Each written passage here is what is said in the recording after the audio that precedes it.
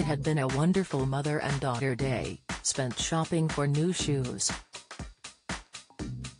And, with a car stuffed with bags of new purchases and a beaming smile on her face, Lana Clarkson bid farewell to her mother and drove off.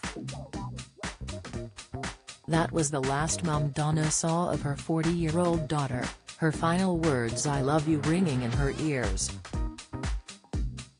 Hours later Lana lay dead, murdered by record producer Phil Spector, 20 years ago today. And while many remember Lana's killing, Donna, now a grandmother of one, is comforted by her cherished memories of her daughter.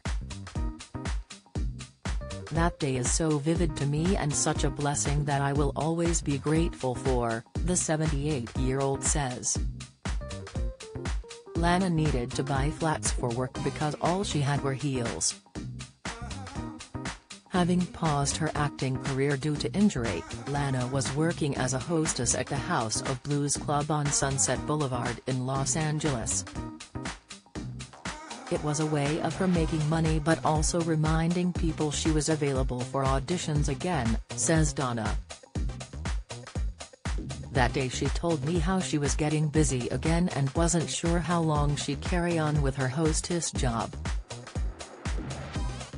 But while she continued working there, she was on her feet all the time and needed to be comfortable. So we went to a store and I bought her some shoes. I remember putting them in her car and she had this huge smile on her face. She said, 'Oh Mom, thank you for my shoes. I love you.' And then she drove off to work and I never saw her again." The next day, in the early hours of Monday, February 3, 2003, Lana was shot dead at point blank by Spector at his Hilltop Hollywood mansion. The producer, famed for creating the Wall of Sound and producing Beatles' album Let It Be, was 20 feet from his driver, sat outside waiting to take Lana home. But justice was not straightforward. The 6-foot model had an 18-year Hollywood career, in shows and movies like Knight Rider and Fast Times at Ridgemont High. But Donna, who has 2 other children, had to endure a 6-month trial to hear Spector's lawyers portray Lana as a failing, depressed B-movie actress who had committed suicide.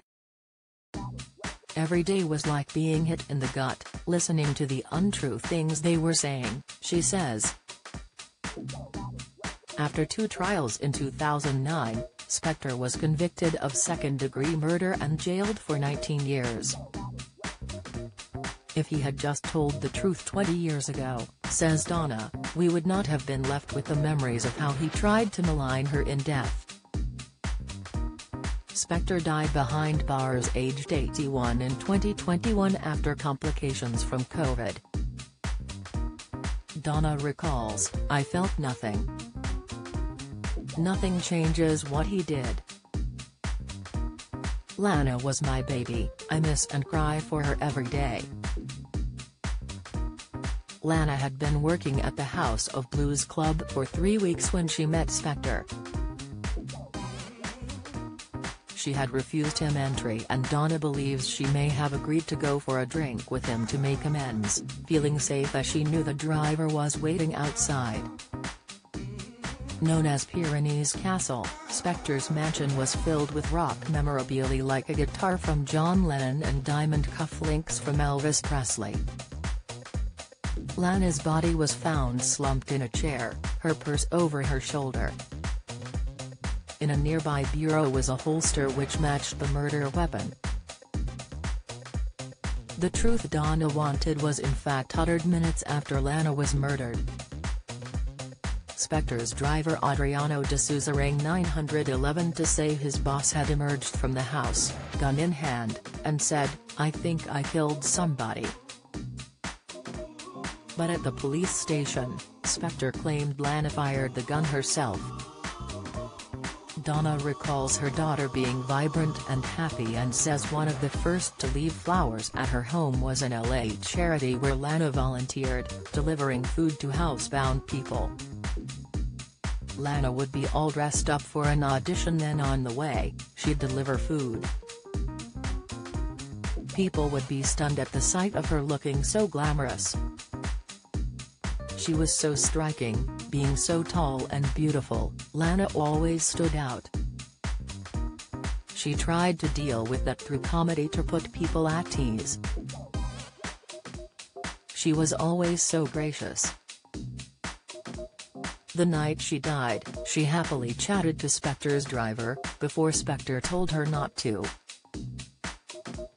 At the time, Spector's star was fading.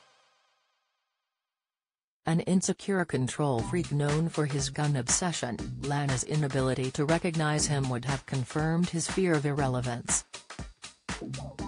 "I think he lost his superpower. He liked to control everything, like when he was in the music business, so he tried to show power in some other way," Donna said. Susan Michelson, 74, a music executive, was Lana's friend for over 20 years and thought her hostess job was a great idea. "There was no way to know what would happen. Spector wasn't the big figure he once was, half forgotten. When Lana died, people who had worked with him told me how he unnerved people, how he shot a gun through a recording studio's ceiling because things were not going his way. I wish I had been able to warn her to stay away from him." Every year, on the anniversary of Lana's death, Donna gathers her daughter's friends at her resting spot. "We share our love and memories. I'm grateful she packed a lot in her life. We didn't know it was going to be so short. She worked around the world as a model. Even now, it's like she's just away traveling and will be home soon." Donna recently took part in a Spector docuseries, which aired on Sky, to tell Lana's side of the story.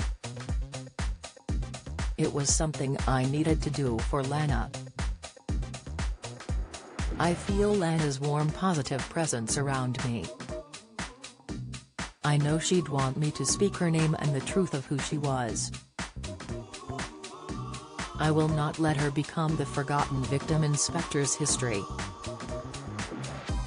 Follow Mirror Celebs on Snapchat, Instagram, Twitter, and Facebook.